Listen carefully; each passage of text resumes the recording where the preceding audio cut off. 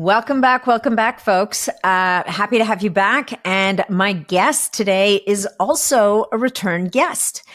We recorded an episode and released it at the end of August last year, 2024, and it was wildly well received. And so we decided that a follow-up was definitely in order. His name is Mike Feldstein. He's a former Canadian, now Austinite, living in Austin, Texas. And Mike is obsessed with making sure that as many people as possible live in a home with clean air. And he's extended that passion into another area that we're going to talk about in the podcast as well. So thank you guys so much for being here. I have a small present for you as well. For those of you who are interested, we've created a list with resources of my top 5 favorite, really, peptides that just about anybody can benefit from. And so to get your hands on that, you can head on over to natniddam.com/top 5, and you'll get to download your PDF for free. Beyond that, as you know, always the invitation to leave a review for us is always open. And of course, if you get value from the episode and you know someone else who would, by all means, please share it with them, because that is how we get to reach more people and hopefully help more people live longer, healthier, and more vital lives. All right. Did you know that the air inside your home is likely 5 to 10 times dirtier than the air outside, even if you live in a city? Like, that's a bit of a mind-blowing fact, right? Now, I'm back with air quality expert and Jaspr founder, Mike Feldstein, to talk about everything the wellness world forgets when it comes to clean air. We talk about mold, microplastics, why your couch might be off-gassing poison, and how his team is now transforming schools into clean air sanctuaries for kids, and why that is so important. Oh, and if someone in your house snores, you'll definitely want to hear what Mike has to say about that. Now, we have a special offer for you for the next week. Jaspr is running a very generous special for you, the listeners of this podcast, only for 1 week. So from today, July 29th, through August 8th, you can get $400 off your new Jaspr unit when you buy in that window. All you have to do is click on the special link in the show notes and make sure to use code NAT to receive $400 off. So once again, go to the show notes, get that special link, and then use code NAT to save $400 off your Jaspr unit between today, July 29th, and August 8th. Hey folks, just a quick reminder that all of the information presented in this podcast is for information purposes only. No medical advice, no diagnosing, no treatments suggested here. Before you try anything that you hear about or learn about here, make sure that you check with your medical provider. Welcome back, Mike Feldstein. It is a pleasure to have you here today. It is always a pleasure to spend some time with you, Nat. Yeah, well, I never knew that clean air would be something that we could control so effectively until I recorded that first episode with you last summer. And, there's lots of talk out there about air filters. And then you introduced me and the audience to the concept of air scrubbers, which is a completely different, which I actually got to experience firsthand this year after a flood in my house, which we can talk about later. But just to set up this episode, I just want to, for the audience, for people who are new to the podcast, this is the second episode that Mike and I are recording together. So if you missed the first one, that would be episode 261. It came out, I believe it was August 31st of 2024. I don't know why I remember that date. I'm pretty sure it was the last episode of August last summer. And what we talked about then was how indoor pollution impacts health, the misconceptions surrounding mold remediation, which we're going to talk about mold again today because you have some updates in that area. Tips on mitigating indoor air pollution, which is going to continue to be an issue for reasons we will discuss today. Misconceptions about air purifiers and how to choose an effective air purifier like Jaspr. So we talked about all that stuff in 261. You don't want to go there just yet. Stick around for this one. And then if you feel you have any gaps you want to fill in, you can go back to that episode. But for now, let's talk to Mike. And let's start, Mike, with, this is a bit of a repeat on the first episode, but I feel people shouldn't have to go back to the episode to learn this. what got you into the space in the first place? And yeah, just to build on that. So the last episode we did, this was kind of like air quality 101. So if you are very air aware entirely, and this is the first time you're like, whoa, I pay attention to my food and my water and I'm doing all the things, but I didn't even realize air was such a big deal for my health. If that's you, then it may actually make sense to hit pause and listen to that episode first. If you're already fairly air aware, you've heard that episode before, you realize air quality is a big deal, then I'd say continue on. But that was definitely like the foundation, Air 101. And if you come across anybody else that just has no air awareness as a part of their health journey and they are struggling, send them the first episode for sure, where we just sort of set the foundation here. So what got me into deep down the air quality path and creating solutions and spending my life on this problem was my background was in wildfire restoration, floods, hurricane, mold, cleaning up some of the most disastrous events in the continent. And this is where the air is the worst and the people are the sickest. And we would use large machines called air scrubbers. That's actually how you remediate mold. You isolate an area, you remove the mold, you scrub the air.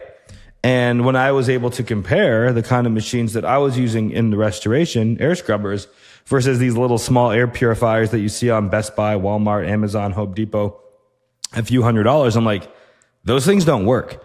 We're talking like pickup trucks and golf carts here. Like they weren't even comparable. And I'm like, this is a big problem because not only was the air super bad after a fire, flood, or mold, when I started doing a lot of air quality testing, people's air was bad most of the time indoors because we would have to test someone's air before, during, and after we would remediate. And it'd be like, whoa, even the after is not very good. So that set me on a path to want to create the world's first air scrubber that is designed for your home. I brought my restoration air scrubber home after the Fort McMurray wildfires in Alberta. And people would come to my house and be like, whoa, it's like mountain clean air in here. But my wife was like, you got to get that photocopier out of the house because that thing's really loud and really ugly. And I'm like, how do we compromise here? I want mountain clean air in my home. And she's like, I don't want a loud truck in my living room. So I was like, the best businesses are born out of solving your own problems. And I'm like, we want something that's beautiful and quiet, but industrial grade. It has to be big. So one Jaspr is like 6 or 7 air purifiers. And really it felt like I wasn't doing great work. I call it sad money because we'd remediate someone's home after a fire and then we'd clean it all up and the smoke would be back in a week later. So I wanted to do something that was more sustainable and more helpful. But originally Jaspr was specifically created for wildfire smoke. And then I was living in Toronto during COVID. We ended up selling our first 1,000 Jaspers to doctors and dentists. And I never thought we'd be wellness and sleep and autoimmune and thyroid and helping people with and snoring and all that. And I'm super glad that we found our way here because this is a lot more fun. I think a lot of people are glad that you found your way here. I mean, for all the reasons you just listed. And I think this is where a lot of people don't realize just all of the different factors that contribute to your indoor air being unhealthy. And so maybe let's review some of those things as well, because what's driving the issues in indoor air the wildfires, which are, frankly, it's becoming an annual event, right? It's just a question of where the wildfires are. I was talking to a guy in Minneapolis yesterday, and they were under an poor quality air alert because of the fires in Canada. Right. So this idea that if we don't have a fire in my town, I'm fine. By now, people should know that wildfires anywhere almost can affect areas hundreds and thousands of kilometers. Yeah, the Canadian fires, the Canadian smoke has made its way over to Europe now. Yeah, like 7,000 kilometers away. Like it's insane, like this giant cloud. And that's just one thing, right? There's the everyday stuff in your house. There's the furniture that could be off-gassing or materials. Or in my case, I got to live through the air scrubbers not too long ago because I had a flood in my house and we had to have remediation done. And I don't know how many of you guys have had an one of those industrial air scrubbers in your house, but I'll tell you, it's zero fun. I can see why your wife laid down the law. But the good news is that, I mean, I have a couple of Jaspers now. And so I didn't worry about it that much. I mean, I took the air scrubbers while we still had wet and sagging drywall and wet wood and all the things, because I just needed that immediate, like that acute intensity. Yeah, you do. But after the fact, I have no worries, which is kind of a gift. Going back to like why this is even a problem. So the average indoor air is typically in the range of 5 to 10 times dirtier than outdoor air. And, you know, in the 1970s, there was the energy crisis.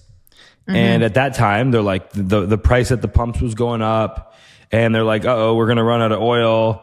And they started changing bylaws and codes everywhere to make homes very, very, very tight. Yeah. And the promise here was, let's get energy efficient. Let's make really tight homes. And part of the promise, though, was let's get energy costs down. Well, you know what didn't happen? Your energy bill never went down. But the profit of the energy companies went way up. So if they made everybody's homes these really tight Tupperware boxes that doesn't have much airflow, that traps everything in, it does make it more efficient and cheaper. It allows your home to use less energy to stay warm and stay cool. So that's when we started making homes really, really, really tight. And that was kind of the beginning of this issue in the first place, because outside, most people are fine. You have the sun, you have the wind, the sun is the greatest UV light of all time. You have the rain, you have the wind, you have trees, best air filtration ever. You have the oceans. So you have lightning, like you have a lot of natural forces that filter our air and purify our environment. Inside, we don't have that stuff. We've left nature's air filter outside, and we cut down trees at an alarming rate. So now we're in a situation, and then it is wild. I recently found out a lot of kids' babies' pajamas have fire retardant on them. Yeah. Babies' pajamas, mattresses, couches, Jaspr. Like, people always send videos when they bring home like a new couch or a new bed, and it kicks up from the VOCs. And that's why we have and then, actually, fun fact for everybody, we might have talked about this last time, but when Justin from Jaspr was at your home and trying to do a demo for you, it was almost impossible for him to get your Jaspr angry because of all the non-toxin, low-tox products that you're using at home. I think he eventually found something. I mean, we found something eventually, but it was hard. We had to dig. We had to go find something. Like, dealing with the source is important. However, it's paint, it's drywall. Like, it's virtually impossible to live in a modern world and hide from all of this.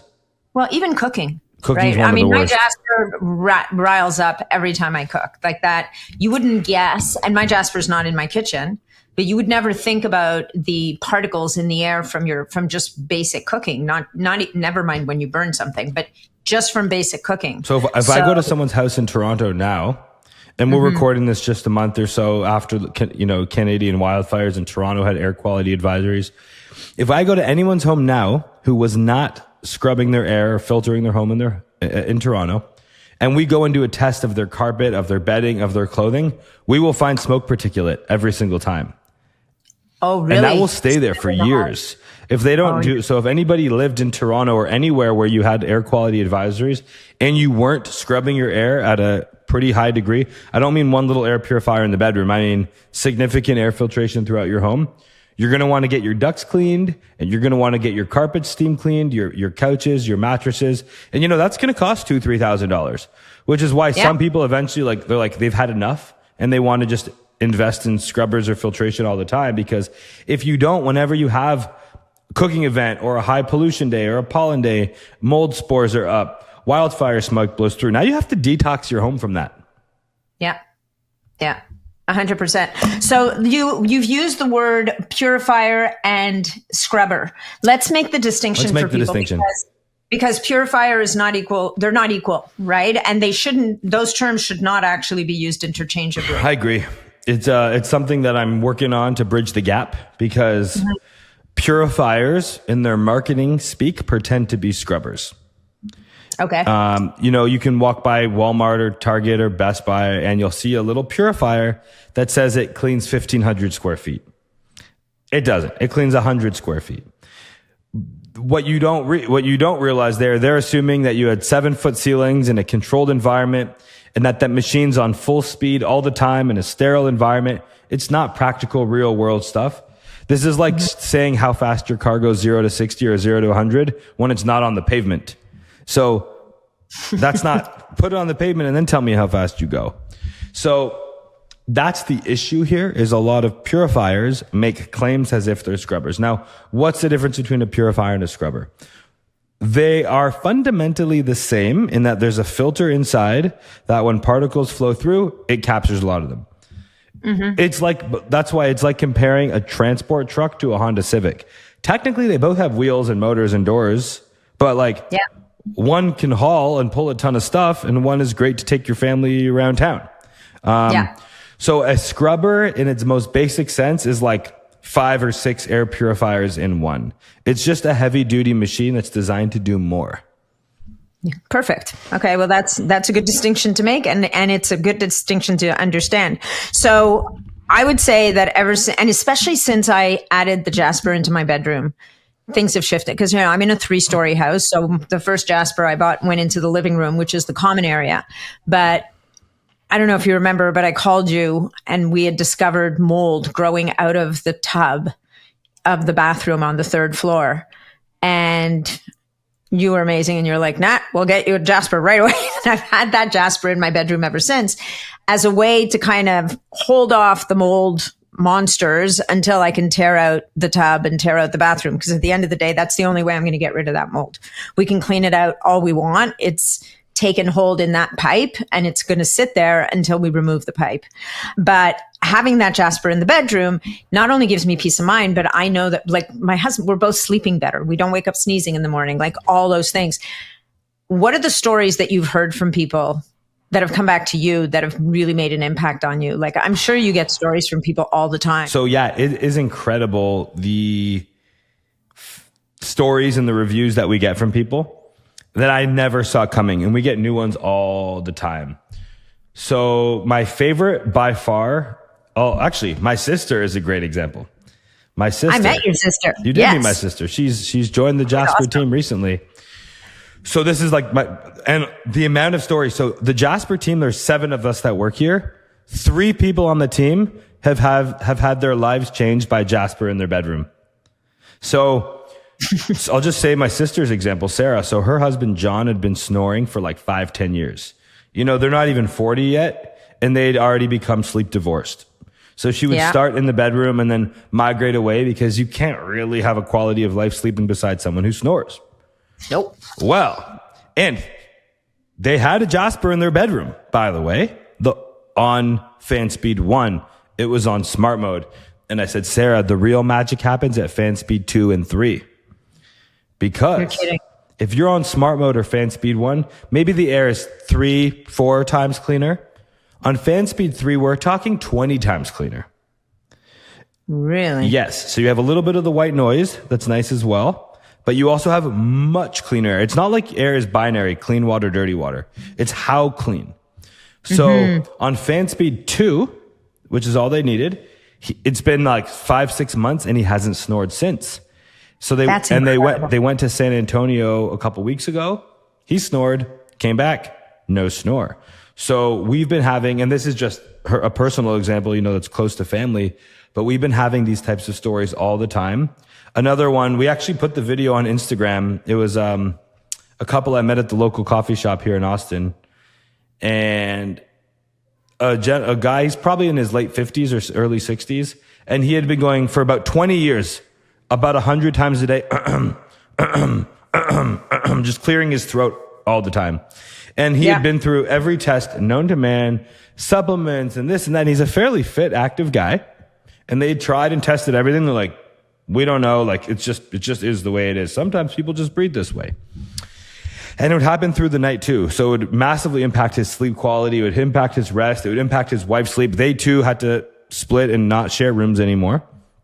This is also crazy. One Jaspr on smart mode in the main part of their home, and he hasn't cleared his throat since. They went on vacation. He started clearing his throat again.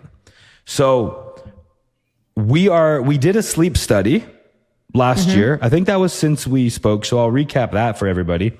We gave 150 people Jaspers. We kept getting these reviews of people who are having they're like, I've had air doctors, I've had molecules, I've had Levoits, I've had all the air purifiers before, but I heard Jasper is different. That's my favorite way when it starts. And they said they tried. They're like, we're still committed. We believe air matters. We tried it. And I'm like, we need this data. We keep getting these amazing reviews from people that are saying that their sleep has changed and it's whatever. So I'm like, okay, we need to put our money where our mouth is. If we do a sleep study through some lab, it's all it's too lab. It's not real. No, it's not real. It's not real. And I think now is the time where the studies should be, anecdotal at scale, like real people studies. So we gave 150 people Jaspers and we said, hey, in exchange, we'll give you a Jasper. We want 1 month of sleep data. These are people who had been using Oura rings for a long period of time. So they're big sleep trackers. They have a big data set. And we said basically, so the first week was no Jasper. Week 2 and 3, Jasper on. And then the final week, Jasper off. So the average person slept 25 minutes more per night and 18% more deep sleep. Wow. So, and of course, people who were already sleeping 8.5 hours a day and they were all dialed in, their sleep benefits were incremental. But the people who were sleeping 4 hours, 5 hours, some people went from 4.5 hours to 6.5 hours. Really? That's life-changing. 3 minutes of deep sleep a night to 40 minutes. So that's where the average got pulled up. And then we'd get people's stories. Someone's cat stopped having allergies. They woke up. They're like, I didn't even realize I was congested until I started waking up not congested. And they're like, whoa, waking up clear and alert. Sleep scores dramatically improved. But then we started getting all this feedback about people who weren't snoring anymore. Their allergy symptoms were gone. And I'm like, okay. So some people are snoring because of weight issues or, spine and posture and health and BMI percentages and all these different factors. But there's a certain amount of people who are mechanically okay, but their air quality is just poor. So for them, cleaning in the air in their bedroom was just a on-off switch and they never snored again. So, there's been a lot of things that bring us a lot of joy. But sometimes we get obscure ones. There's a lady recently. She had maybe alopecia. I could be wrong, where her hair was falling out. That's alopecia. It's autoimmune. For several years. And, we're not going to make a claim here, but since she got her Jaspr, her hair is growing back. So we get these interesting stories all the time of these. And I can't make a health claim saying Jaspr cures alopecia because that would be ridiculous. No, that would be a bad idea. This is not that. But I think for everybody, when you focus on those fundamental things like food, water, and air, it seems like miracles, but it's like if you took a fish from a really dirty fishbowl to a clean fishbowl, you'd expect everything to get better. And most of our homes are dirty fishbowls that, if you think about a fishbowl, for example, or a swimming pool for that matter, how do you clean a swimming pool? You don't go in and scrub the sides of the pool. You filter the water. You don't scrub the fish tank that often, occasionally, but you filter the water. And nowadays, we're all mopping, dusting, vacuuming, sweeping, wiping surfaces, but the air we're not actually cleaning. So you can wipe and wipe and wipe and wipe and wipe. But if you don't clean the air, just like if you don't clean the water in your swimming pool, it gets gross and the people living in it and swimming in it and breathing in it get sick. Yeah, I think that what's interesting about the snoring is that these particulates in the air might be driving, whether it's an allergy or some kind of inflammation in the nasal passages. And when you remove that stimulus, you all of a sudden get the body takes over and normalizes your function, which is pretty remarkable. It's one of those things. I think, the snore study will be really interesting because, as you said, there's many reasons why people might snore. So obviously, if somebody's snoring because they lie on their back, they're 50 pounds overweight, and they drink a bottle of wine before bed every night, there's no number of Jaspers is going to help them. But for the person who on paper looks like this person should not be snoring. Might be an air issue. It could really be an air issue, I think I told you with my mom and dad when we finally got them a Jaspr in their home, my mom would wake up and have these crazy sneezing fits in the morning. She no longer has crazy sneezing like that fits. kind of stuff. To me, like, I don't want to do anything else with my life. Yeah. Because, that I just my part of my thinking when I originally created Jaspr for Wildfire Smoke, I remembered anytime I'm sick, I have no aspirations. I'm not trying to get stronger or faster or build a company or do anything. I'm just trying to be not sick. My goal, I like that saying. It's like you got like 100 if you're healthy, you got hundreds of problems. If you're sick, you only have one. And I would see when there was wildfire smoke, the same thing would happen. Everybody was indoors. No one's really like productive. You're just like kind of all just sort of surviving until the bad air passes. And I was in British Columbia and the air was horrible. And I'm like, wow, like this whole province is at its knees. No, the only ones doing things are the firefighters right now. No one's productive. Everybody's tired. I'm like, I basically watched a city shut down mentally. No one was enjoying. The parks were dead. No one's hiking. No one's walking. So you're inside. Your indoor air is bad. And I'm like, all right, if these wildfires are going to get more prevalent and pollution is going to get worse, if we're all trapped inside our homes, at least hopefully our homes can be a clean air sanctuary, and we can catch our breath there and have a reset. So that was sort of the thought process, is like turning our homes and turning our bedrooms into clean air sanctuaries. And then, the wins that people are having, I'm going to be doing this for a very long time. That's awesome. You found your purpose. When people think of wildfire smoke, one of the things we underestimate is that it's the particles in the air that are the problem, right? Can we talk about that a little bit? Because, for example, you've got the forest fires, which is one thing, because you have, for the most part, it's wood and plants that are burning. Campfire.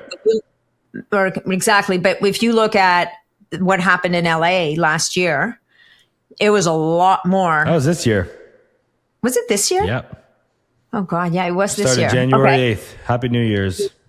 Jeez, yeah. So if we look at those fires, what people are trying to protect from there is like the stakes are way higher in terms of the toxins. And, if we think about air quality and longevity, we think about toxins, all kinds of toxins, but we rarely consider that these toxins we're inhaling are just as big a challenge to our physiology and our ability to age well as any other toxin that we're in contact with.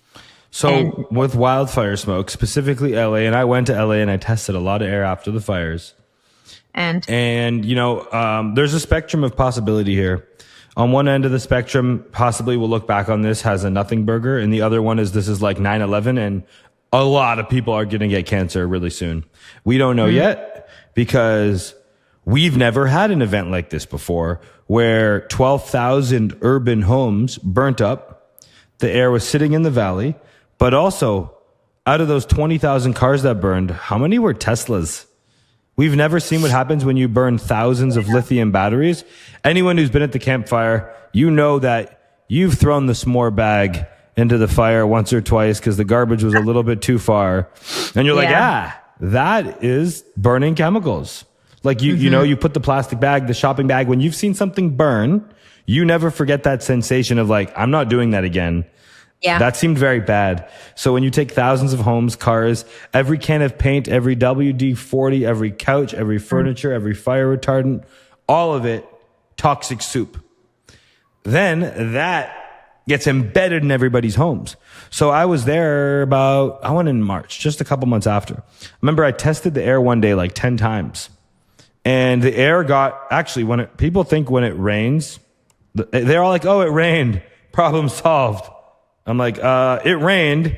And now all that water that you see going into your plants, that's from the ash of those homes and all those contents that burned. Yeah. So every time the wind would kick up or the rain would happen, and they've shut down huge parts of the city to stop remediation right now.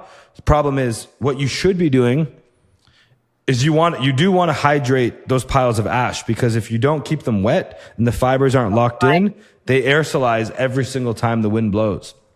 So I'm quite concerned. A lot of people have asked me, like, should I leave LA? And I'm like, this is just another factor you have to weigh. If you love where you live and your family's there and your dream job's there and everything, like, you might, no matter what, you're going to want to detox your home, and definitely invest in keeping your air clean and filtering your water and paying attention to where you buy food. And, you know, I always look at what years have wildfire smoke, and I would never buy the wine in California on smoky years. Wow. It's so true, right? I think that we can't, we as a society, or humanity as a species, will, once the immediate disaster is over, we move on. People in LA, literally, to decide. You could be, because it's hilly and stuff, just a couple months after. So I stayed at a hotel where it was 90% evacuees who lost their homes. So in the hotel, you were living in it. It was apparent what's going on. If you would drive around the burnt down homes, you were living in it. If you went 2 or 3 blocks away, didn't exist. There was no fire. And it's just amazing because, you know, you think about things happening all over the world that we pay no attention to. Things happening a block away, you pay no attention to. I think it was 600 billion. For the last 600 billion FEMA spent on cleaning up after hurricanes and floods, they spent 3 billion on prevention. They could have built a moat around the city and lifted all the homes, and humans are really bad at preparing, but we're really good at responding to chaos while the chaos is still there, and then really quickly forgetting afterward. Yeah. We're good at that. Yeah, no, we're rock stars. Not to get off the topic of air scrubbers, and I'm going to refer to air scrubbers for the rest of the show, not air purifiers, because we've made that. Thank you. We've made that distinction. But aside from air scrubbers, is there anything else people can be doing in their homes to improve air quality? Because the scrubber can do a lot. We went deep on that in the first one. So we did it all. Yeah. We did all. I don't want to half-ass that. There's a lot of stuff you can do. Shoes and vents and windows and cleaning products. And there's a ton of stuff you can do for free today. And in that first episode, we really talked about all those. What about houseplants? Did we talk about those? I don't remember that we did. No. I feel like they're a double-edged sword because they can also be a source of kind of mold, decaying stuff. I love trees. Our logo is literally a tree. Trees are the real air purifier. However, and by the way, I've tested it a lot. I've put CO2 monitors and particle counters and filled room with plants. You see no change. You put an air filter in the room, you see a dramatic change. So, unfortunately, there's not enough plant matter that you could possibly put in your house to make a meaningful difference. And if you did make enough meaningful difference, the pests and the humidity would be a huge issue. Plants don't want to live, but the cool thing about this is so plants, most of them, a lot of plants, they thrive outside, they survive inside. And then it makes you realize, what about us? You know, the plants don't want to be indoors any more than we do. And when you think about mold, why is mold not a problem outside, but it's a big problem inside? It's pissed off that it got trapped into a house. That mold's been surviving for billions of years just fine. And now it got trapped into your Tupperware home, and it's just trying to survive. So it duplicates and it replicates and it creates mycotoxins, and it will do whatever it needs to, and it will get you out of that house. So I think the issue is really plants are beautiful. A small amount of plants for the vibes and the feng shui and the zen. I actually like some fake plants too. I treat them like art. Right. a green room with a lot of plants, gardening outside, planting trees. Absolutely. Unfortunately, you need good ventilation in your home. Your home needs to breathe, and plants are not a substitute for a home that's breathing properly. Yeah, no, I got you. At the last event that we attended together, you had a beautiful booth. Actually, the last 2 events, you had a picture of 2 Petri dishes up on a poster. And this is the mold study that I think is worth, because that was not out when we spoke last time. And there's lots of talk about, do air purifiers help to manage mold? And I think you were finally able to answer the question about air scrubbers like the Jaspr. And you have some pretty dramatic stats on that poster that maybe we can share with people. And that data, by the way, is really eye-opening. That is on the Jaspr website now. If you go, that picture's on our website, and it says view lab results. So I hate nothing more than when a company makes a data science claim and the results aren't there. So anytime you see claims on our website, we will link to the raw data where you can go to the lab report from the third-party lab. Now, perfect. Most studies that you see from air filter companies, this is my mission to call out bullshit. Most of these things, the way it works is when you call a third-party lab to get some data, there's a sales guy. They have sales departments too. And the sales guy says, what is your marketing claim you're trying to make? So we can reverse engineer a study to help you make that claim. So whenever you see a company like, we filter to 0.00, we get to the most microns, it's like everybody has a very similar filter. That's not the thing that matters here. And it's almost like back in the day, horsepower mattered in cars. And now you're like, is it safe? Are the seats comfortable? Does it drive well? Is it high quality?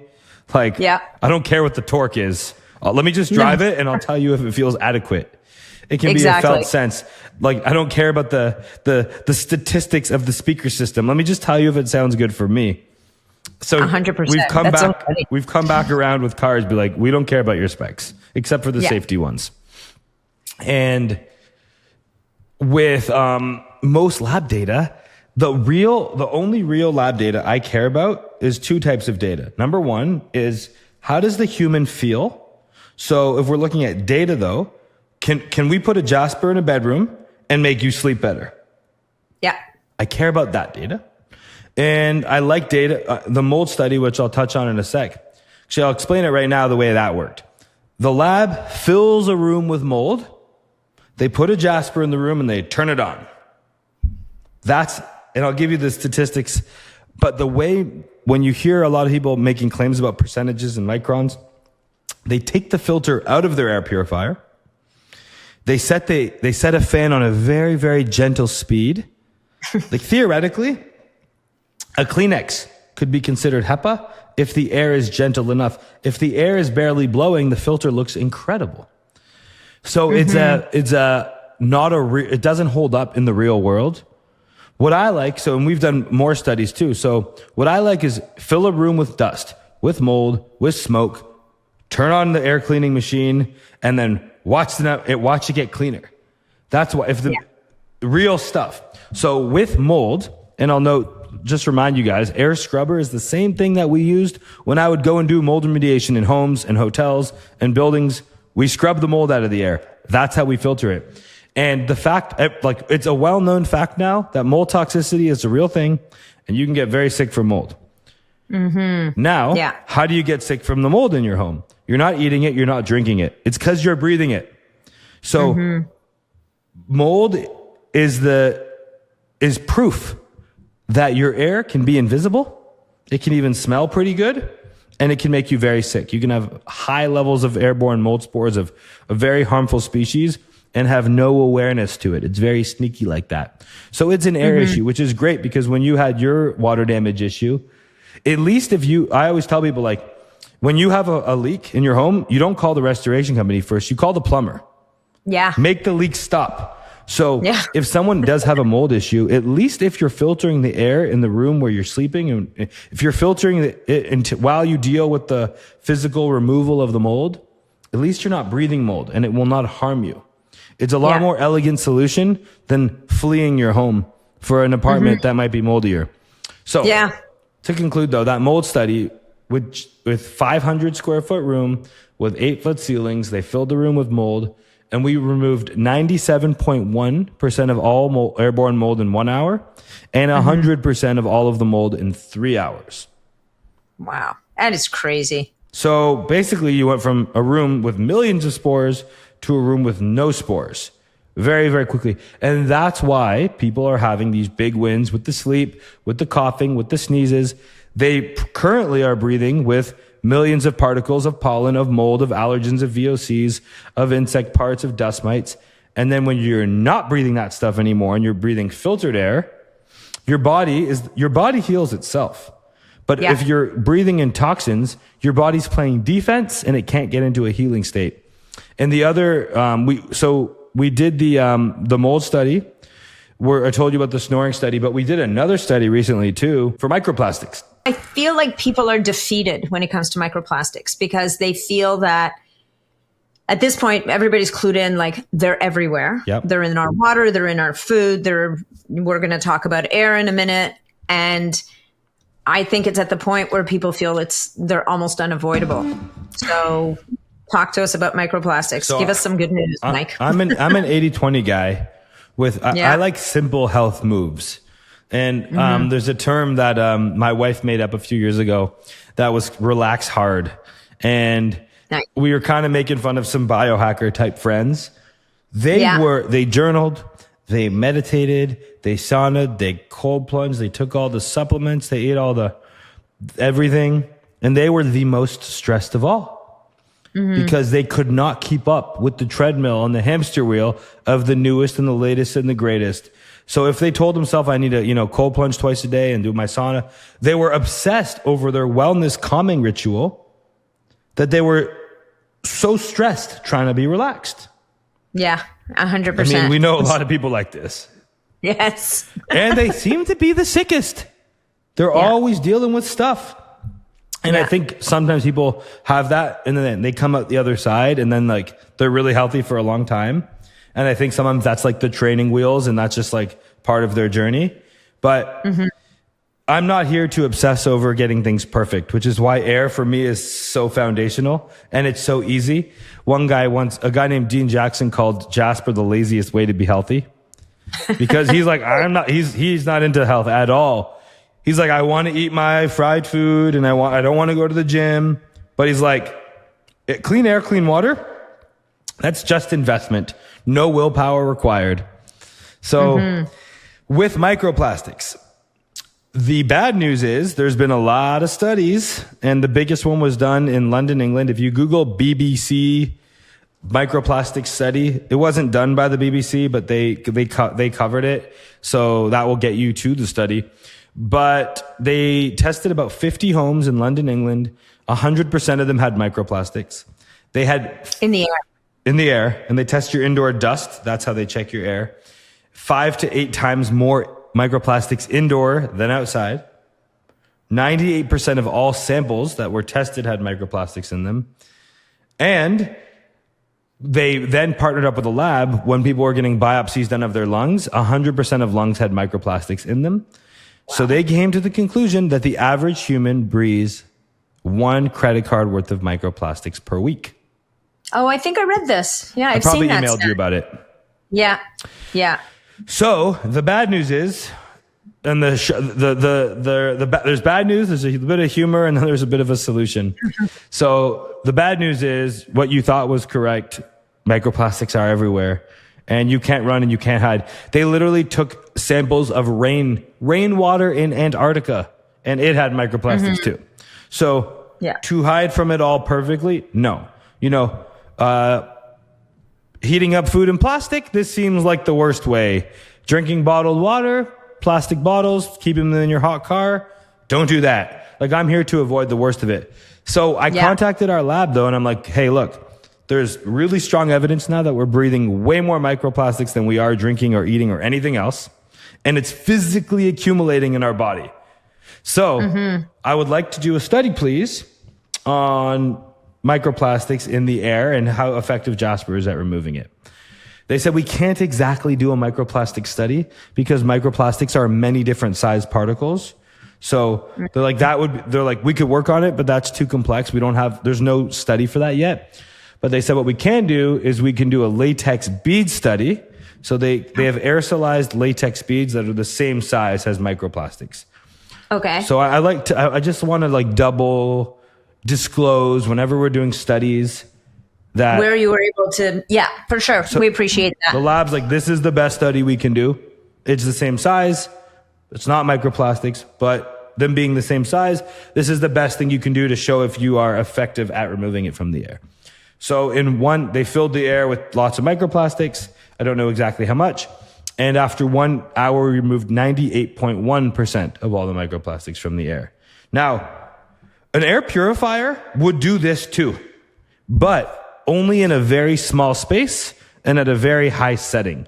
The benefit of a scrubber is it can do this at a high volume. So maybe, you know, where we were able to remove 98% in an hour, an air purifier might still remove 10%, 15%, which is why when they say covers 1,500 square feet, what does covers mean? Does that mean that the air is 5% cleaner or 99% cleaner? They don't tell you that part. They just says covers.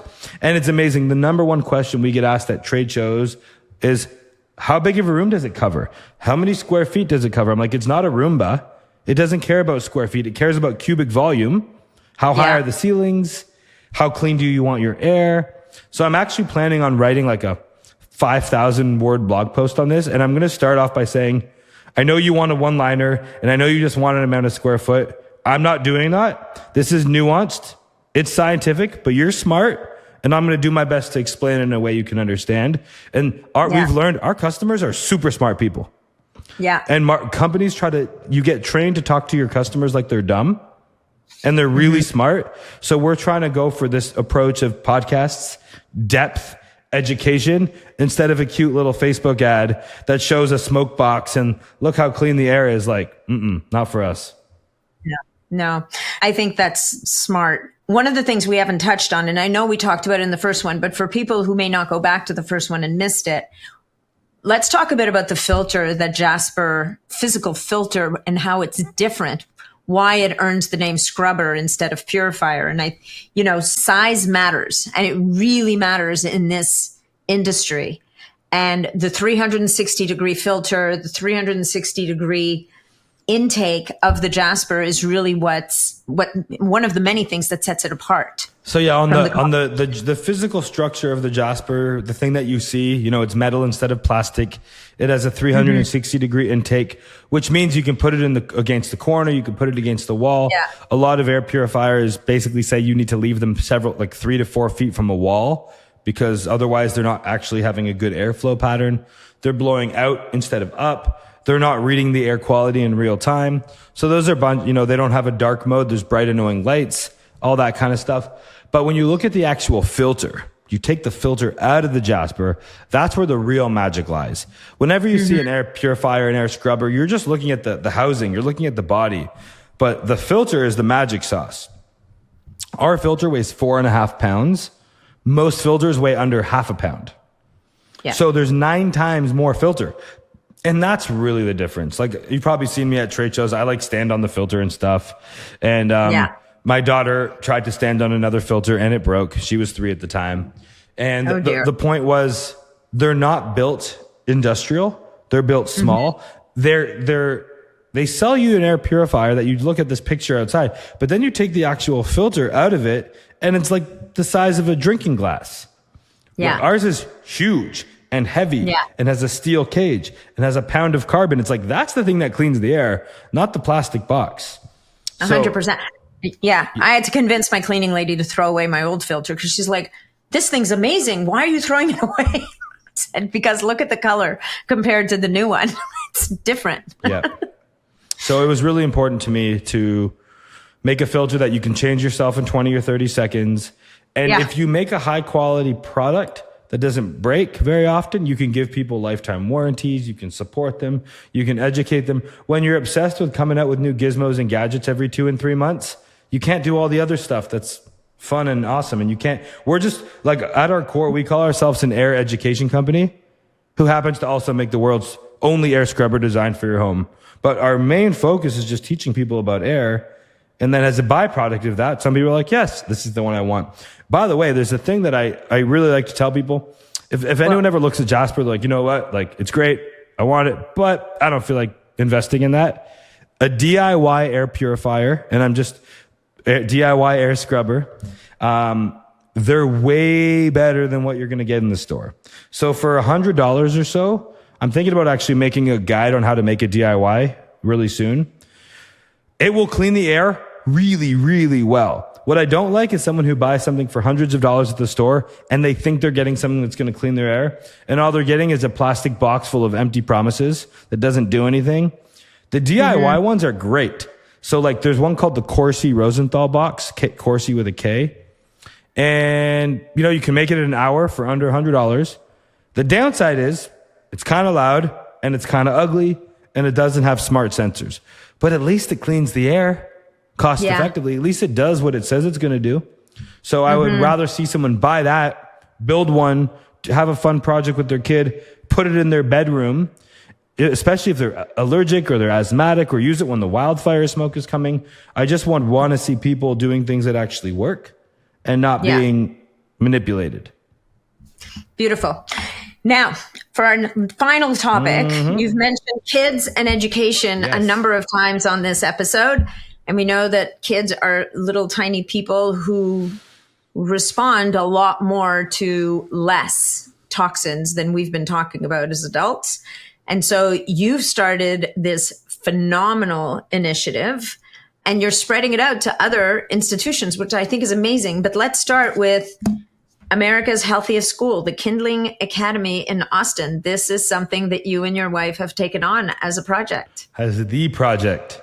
There's a project because you still have Jaspr. You're not abandoning us on the Jaspr. We're not abandoning Jaspr, but Jaspr has a really beautiful team that is super skilled and super motivated, and I'm here too. But, you know, the school is called Kindling Academy. In fact, my company that owns Jaspr is called Kindling Brands. I realized about 5 years ago that kindling was kind of my spirit animal. Kindling is my energy. So like, if you have these big logs, you can't start a fire without kindling. You need to start that fire small to get that beautiful fire going. But without the logs, kindling is very sad too, because you have this nice little fire and then it's just ash. So with Jaspr, we've sufficiently been kindled. The fire is burning. There's logs on the fire. We have partners. We have allies. We have raving customers. So even if we never do any marketing, 20, 30, 40 people every day are going to buy a Jaspr because a friend tells them how it changed their life. So we don't even really need to do much marketing anymore. Kindling Academy is saying, hey, every child has a spark within. How do we don't need to craft your kid, shape your kid, form your kid. A lot of the words that traditional schools would use, they just need a little kindling to let that spark catch. So the way Kindling Academy will work, first of all, this came from frustration from Rachel and I trying to find a great school for our kids in Austin. And Austin has way better schools than almost anywhere else. So we were already in a place with a really high standard. We tried 3 or 4 different schools. Some either had the most amazing nature, community, camping trips, all that, but they weren't teaching them anything. And then other ones had very rigorous academic structures, but there was nothing collaborative and they weren't outside very much. So you either had this like nature hippie kind of thing that I sort of liked, especially with the younger kids, or like rigorous academia and no nature. And we're like, these two things, the whole Austin's all about, you can love money and trees. So Kindling Academy is called Kindling Academy, the healthiest school in America. And also what was true for both those schools and all the schools we checked out, they were all using crappy air fresheners and Glade plugins and minimal water filtration. In fact, the school we bought had 3 toilets for the kids in one very small area with no windows and no ventilation. Oh. Yeah. Really? And that's not half of it. And you know what? This is not an exceptionally bad school. But we don't even pay attention to the air quality in our homes. Schools, no one's paying attention. They have carpets that aren't being cleaned properly, that are the worst carpets. They got bad paints. They got bad adhesives, all of it. So table stakes. Number 1, Jasper's in every class, obviously. Whole building water filtration system. It will be all non-toxic and like no toxic and non-toxic cleaning products. Because when your schools are getting cleaned every day, they're using really harsh chemicals. Number 4, we're putting in a really cool lighting system that's like circadian rhythm lighting that actually matches the frequency of the sun throughout the day. Because normally indoor lighting is the same at 8 p.m. and noon and 3 p.m. That's not how the sun works. I love that you're working with lighting in the schools. It's mandatory. Yeah. The best lighting is going to be the sun itself. So, and people are like, what about screens? I'm like, the only screens we're going to have are the screened in porches. So all of the classrooms, basically you have the 3 classrooms, and then the entire perimeter of the school is massive screened in porches. That's where their cubbies will be and learning areas. So they'll be outside with fresh air. But the concept for the school is default outside. You're either in the screened in porch or you're outside. The only time we should be right indoors is if it's way too hot, which it's usually not in the summer. Little bits throughout the day, but default outdoor learning. And the screened in porches are a really beautiful hybrid between like directly being outside and being inside. So from a health standpoint, that's really how we're focusing on it. It was a Montessori school, which we like Montessori a lot, but it's not super collaborative and it's not super entrepreneurial. So, we're creating a market that'll be a community facing market that will actually sell things to the local community, whether it's swag or healthy foods and goods and stuff like that. So we're going to have the Spark Market right at the school. The first year it'll be age 3 to 9, but we're going to acquire some adjacent properties and continue to expand our footprint. But the whole purpose and the reason we call it Kindling is because now I've been connecting with all these other schools in the area. I'm like, once we set the standard, guys, and we start telling people how healthy our school is, they're going to realize how unhealthy your school is. So why not we get ahead of this? We'll donate you Jaspers. We'll show you what to do for water filtration, for lighting, etc. So now all of these other schools are realizing that they have to come up to the standard that we're going to set. So the real magic for us, we're not trying to make hundreds of schools here, just one, but we're using it. There'll be a podcast studio there too. And the parents of the kids, these are really impressive parents. So the parents are going to contribute. People can come in. Someone in the classes has parents who own a construction company and we're going to do something in the park. Let's teach the kids how to build. Someone's a gardener, come in and teach gardening. You're an author, come in once a month and teach writing or journaling. So we're really going to be involving the parents in a collaborative way in the school. There'll be 2 or 3 camping trips a year. And one of my favorite things is we're going to have we have a 20-person sauna and a cold plunge. So that's amazing. When you drop off and pick up your kids, it creates instead of some gym you're going to go to, imagine you drop off your kid and you can take a sauna and a nice outdoor shower. And now you're going to be able to connect with all the other parents of the kids where your kids go to school. So this is really just like Jaspr. I did no market research. I'm like, what does a restoration man who has a wife who's into interior design need at home? Well, we need a beautiful, quiet, smart air scrubber. What do those people need for their kids' school? Something with no early mornings, super healthy school, outside time, entrepreneurial, collaborative, community-centric. So it's like, okay, well, it only needs to have 50 students and be a place where I could piggyback my kids to school. And also most schools that we found were paying their teachers $35,000 to $45,000 a year. We want to pay them almost double that. So I think it's horrible how low teachers are paid. So this is just the ultimate passion project. And the thing that we're really proud of as Jaspr Jaspr bought the school. So we're able to use the funds by customers trusting us to make them breathe better. And then we can take that money and reinvest it back into the community. Wow. This is good. This makes me very happy. Well, it's amazing. And I think that, you mentioned it briefly, but the idea, to the audience who's listening to this episode, they're like, that's awesome for people who live in Austin, for the 50 families who can send their kids to this school. But what you also mentioned is creating a program where you're donating Jaspers to other schools that request it and giving them essentially the blueprints to try and start implementing those changes to clean water, better lighting, as well as better air. This is the real mission. This is the mission, right? The mission is to see this spread out first out to other schools in Austin and eventually to other schools in Texas. And then hopefully it becomes a massive movement. It's not about franchising or licensing. It's just showing the blueprint was the perfect word for it. Yeah. Yeah. And I think that, if we, for all the reasons that we talked about, it's important to have clean air at home.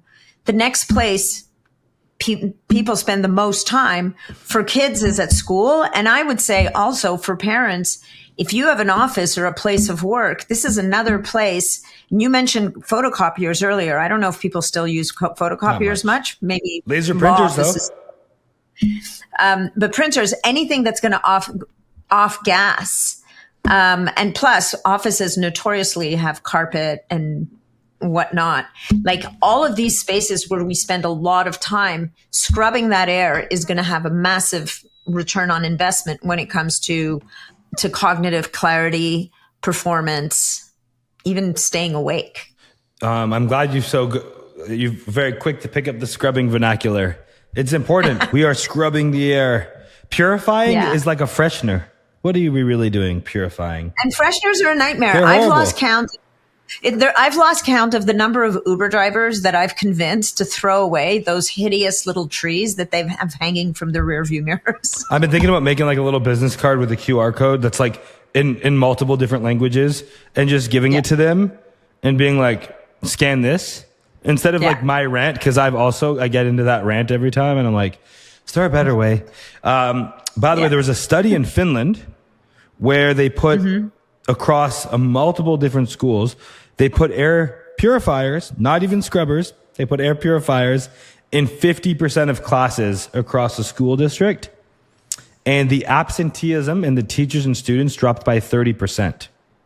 Wow. And that was kind of my big tailwind that I needed to pursue this. It's kind of like the sleep study or the snore study.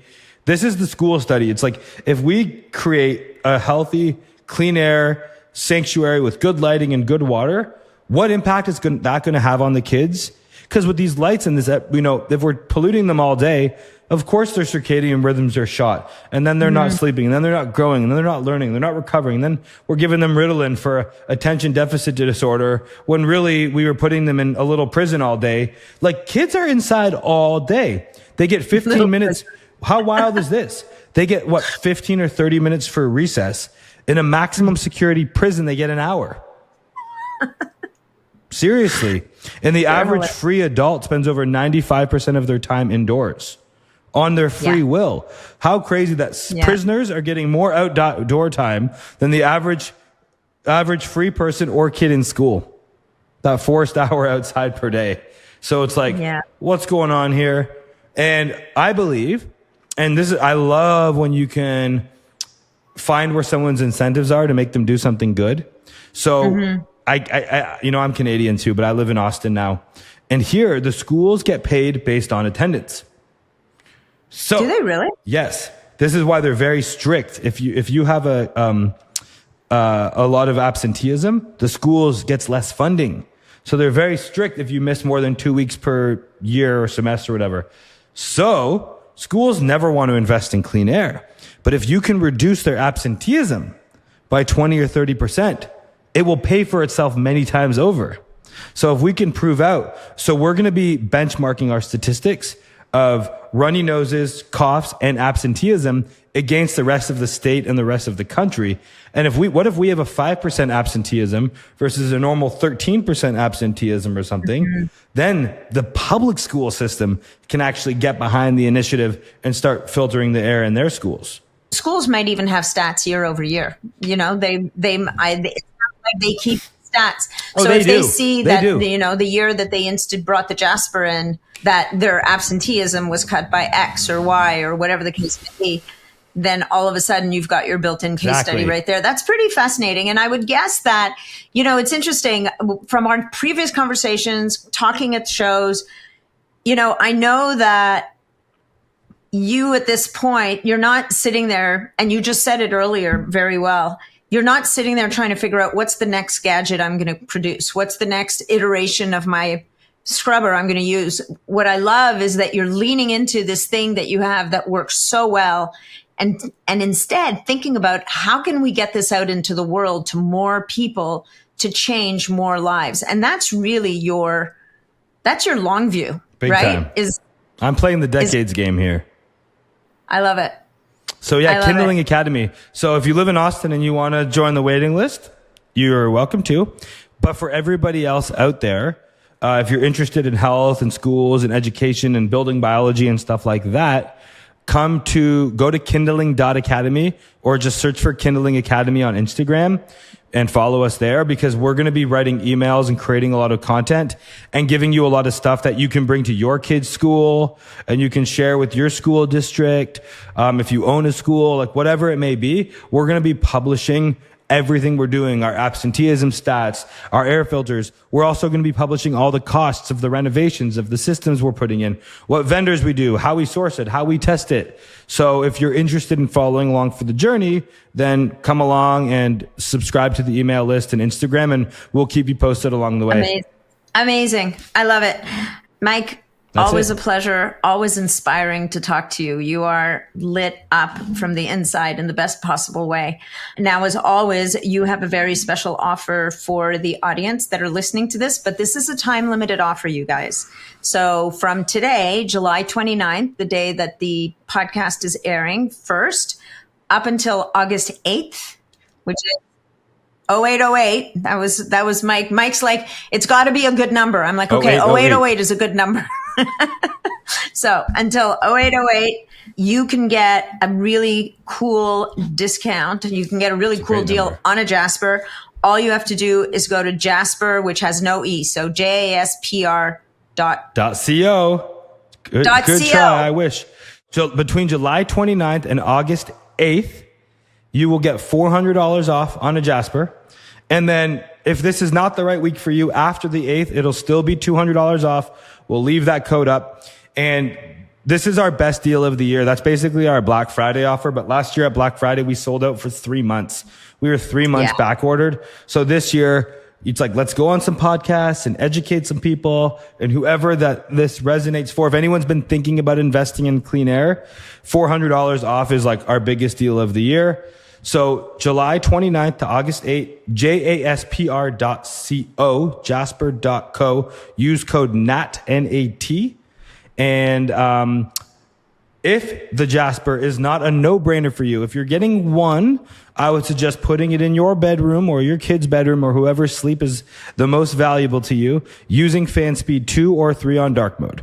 If you cook a lot and you're going to put one in the main area of your home, put that one on smart mode so it can automatically detect the particulate in your room. But the bedroom ones should be set to a higher fan speed. And if it's not a no-brainer, if it's not making your life way better at any point in time within the first month, even 60 days, we will take it back and give you all your money back, because we're playing the decades game. Either we can make your life way better by giving you and your family the cleanest air ever, or we can't.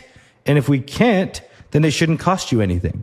And one thing I'm very proud of is we have no bad reviews. We have no unhappy customers, because either it changes your life and you love it, or it doesn't. And for about 97% of the people, it does.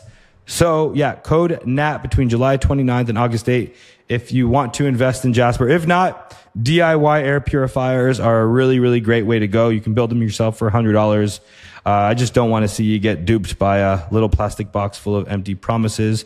And if you ever have any questions about your own situation or whatever, mold, allergies, air stuff, just hit us up. Jaspr has no salespeople or customer service people. We only have air quality experts who have been in the field and testing air for years.